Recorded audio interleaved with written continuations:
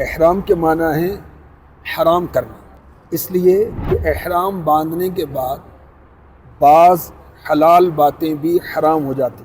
احرام والے اسلامی بھائی کو کہتے ہیں محرم، اور جو اسلامی بہن احرام میں ہوتی ہیں ان کو محرمہ کہتے ہیں۔ احرام میں جو باتیں حرام ہیں اس کی ڈیٹیل عرض کرتا ہوں۔ نمبر 1، مرد کو سلا ہوا کپڑا پہننا حالت احرام میں حرام ہے۔ سر پر ٹوپی اوڑھنا، امامہ، رومال وغیرہ باندھنا یہ بھی حرام ہے۔ احرام کی حالت میں مرد کا سر پر کپڑے کی گٹھڑی اٹھانا یہ بھی حرام ہے، عورتوں کو منع نہیں۔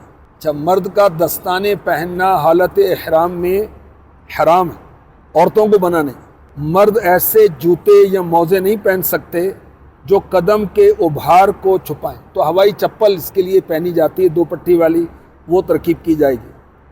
جسم پر خوشبو لگانا حرام، لباس پر خوشبو لگانا حرام، بالوں میں خوشبو لگانا بھی محرم کے لیے حرام ہے۔ خالص خوشبو مثلا الائچی، لونگ، دار چینی، زعفران، جاوتری کھانا یا آنچل میں باندھ لینا یہ بھی حرام ہے۔ یہ چیزیں اگر پکائی گئی ہیں اب خوشبو بھی دے رہی ہوں تو اب کھانے میں حرج نہیں۔ حالت احرام میں مرد و عورت کے جو وہ معاملات ہیں اس سے بھی بچنا ہوتا ہے، اس کے بھی احکامات ہیں۔ فحش کلام، گندی گفتگو، گناہ حالت احرام کے علاوہ بھی حرام، تو اب اور زیادہ سخت حرام ہو گیا۔ کسی سے دنیاوی جھگڑا کرنا حالت احرام میں یہ بھی حرام ہے۔ جنگل کا شکار کرنا یا جنگل کے شکار پر کسی کی مدد کرنا یہ بھی حرام ہے۔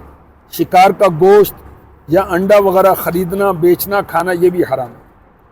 اپنا ناخن کترنا یا دوسروں کا ناخن کترنا یا دوسرے سے اپنے ناخن کتروانا یہ بھی حرام ہے۔ سر سے پاؤں تو کوئی بال جان بوجھ کے جدا کرنا حالت احرام میں یہ بھی حرام ہے۔ حالت احرام میں مہندی کا خضاب لگانا یہ بھی حرام ہے۔ زیتون کا تیل یا تل کا تیل چاہے اس میں خوشبو نہ ہو، بالوں اور جسم پر لگانا دونوں طرح سے حرام ہے۔ کسی کا سر مونڈنا چاہے وہ احرام میں ہو یا نہ ہو۔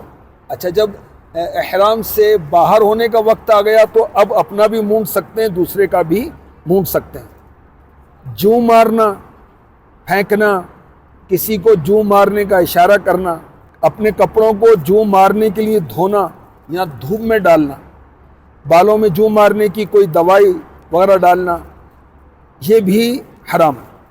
صلو علی الحبیب صلی اللہ تعالی علی محمد۔